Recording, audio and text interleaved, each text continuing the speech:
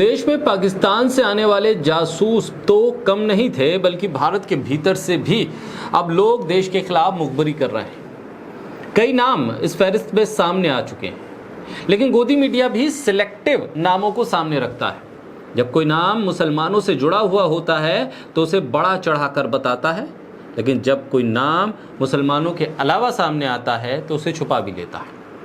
गाजियाबाद में एक विदेश मंत्रालय में काम करने वाले कर्मचारी को पुलिस ने गिरफ्तार किया, क्योंकि वो भारत की गुप्त जानकारी पाकिस्तान को भेज रहा था और उसके एवज में मोटी रकम वसूल कर रहा था।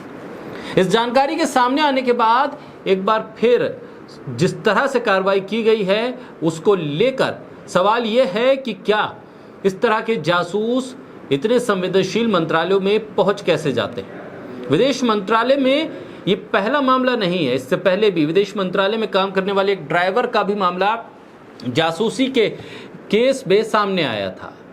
बहरहाल अभी इस व्यक्ति को गिरफ्तार कर लिया गया है, जो पाकिस्तान को भारत से जुड़ी हुई कई आर्थिक जानकारियां, कई गोपनीय जानकारियां साझा कर रहा था। बोलता हिंदुस्तान पे मैं हूं आपके साथ मिर्जा शाकिर अली बेग। विदेश मंत्रालय में तैनात कर्मचारी देश की आर्थिक नीतियों से जुड़ी गोपनीय जानकारी पाकिस्तान भेजने के लिए मोटी रकम लेता था। खुफिया एजेंसियों से इनपुट मिलने के बाद पुलिस और विदेश मंत्रालय में हड़कंप मच गया। 3 दिन तक गोपनीय जांच के बाद गाजियाबाद पुलिस ने एक व्यक्ति नवीन पाल को गिरफ्तार किया है, उस पर केस दर्ज किया है, क्योंकि वो विदेश मंत्रालय में एक कॉन्ट्रैक्ट कर्मचारी के तौर पर तैनात था और नवीन पाल जासूसी करता था। भारत से जुड़े हुए कई अहम दस्तावेज पाकिस्तान को भेजता था। G20 से जुड़े हुए डॉक्यूमेंट्स किसी महिला मित्र को भेजता था।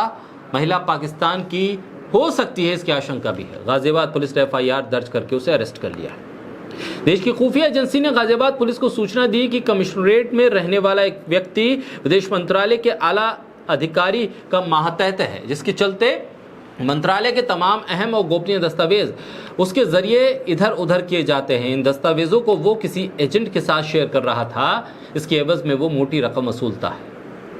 संदिग्ध आरोपी ने कई ऐसे गोपनीय दस्तावेज पाकिस्तान के साथ लीक किए हैं, जिन्हें मंत्रालय के अधिकारी ने प्रिंट आउट निकाल कर देने के लिए कहा था। सूचना मिलते ही कमिश्नरेट के पुलिस हरकत में आ गई और आरोपी को पूछताछ के लिए बुला लिया गया।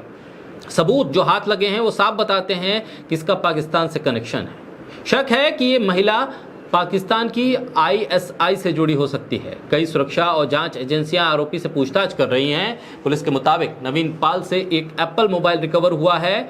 मोबाइल के फोटो बैकअप सेक्शन में विदेश मंत्रालय और G20 से संबंधित डॉक्यूमेंट अपलोड पाए गए। इन सभी डॉक्यूमेंट पर सीक्रेट लिखा हुआ था। इसके अलावा कुछ डॉक्यूमेंट का स्क्रीनशॉट भी लिया हुआ था।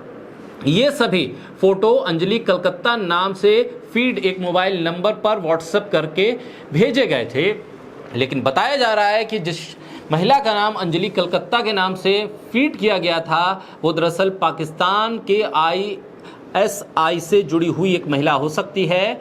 ऐसे में सवाल इस बात का है कि नवीन नाम के युवक का नाम जासूसी में सामने आने के बाद गोदी मीडिया में चुप्पी क्यों है, सन्नाटा क्यों है।